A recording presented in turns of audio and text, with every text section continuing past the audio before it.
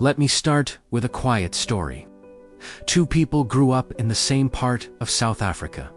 Same dusty streets, same overcrowded classrooms, same morning taxis rushing past, same phones glowing late at night, scrolling through the same opportunities, the same advice, the same dreams that felt both close and far away. If you had met them at age 18, just finishing school, you wouldn't have seen much difference. They both wanted stability. They both wanted more than survival. They both believed life would start properly one day. Let's call them Thulani and Neo. At age 22, they started their first real job at the same company in Johannesburg. Same entry-level role, same salary, same manager, explaining policies and procedures. At first, their lives looked identical. Thulani listened carefully. Neo did too. Thulani followed instructions exactly as given. Neo followed them, but paid attention to what happened around him. Thulani felt safe, knowing he was doing things correctly.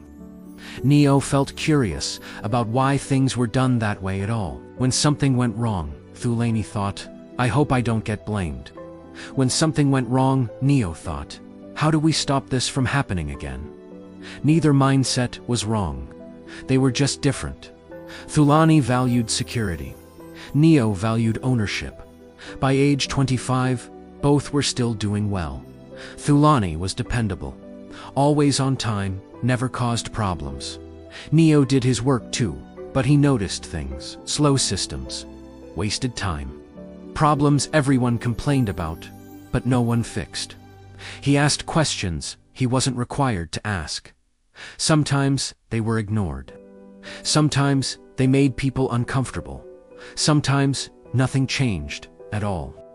But Neo kept asking, not because he wanted to stand out, but because something inside him answered one question differently. When something needs to be done, maybe it's my responsibility. By age 30, the difference was noticeable. Not dramatic, not flashy, just clear. Thulani was respected and trusted. Neo was relied on. When decisions needed to be made, people looked to Neo. When things broke, they called him. Not because of a title but because he owned outcomes. Leadership didn't arrive with a promotion letter. It arrived quietly, in late evenings, in uncomfortable conversations, in moments where waiting would have been easier. But there was a cost. Neo felt lonely at times. Some colleagues said he'd changed.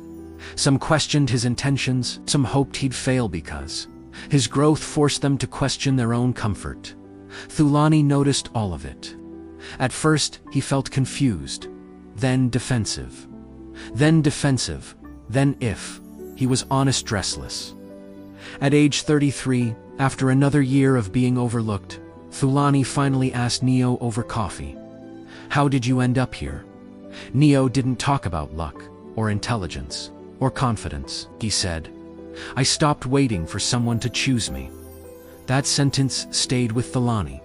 Not overnight, not magically, but quietly. Thulani started speaking once when silence felt safer, taking responsibility once when it wasn't assigned, keeping small promises to himself, and trusting himself more because of it. By age 38, something beautiful had happened. The gap between them didn't turn into distance, it turned into alignment. Neo didn't stand above Thulani, he stood beside him.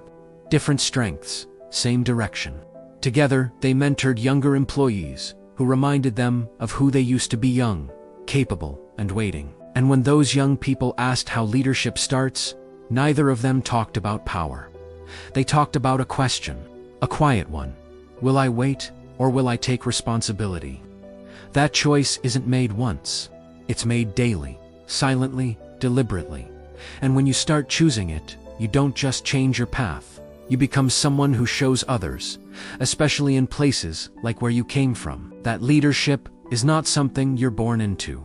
It's something you grow into, and something you can pass on.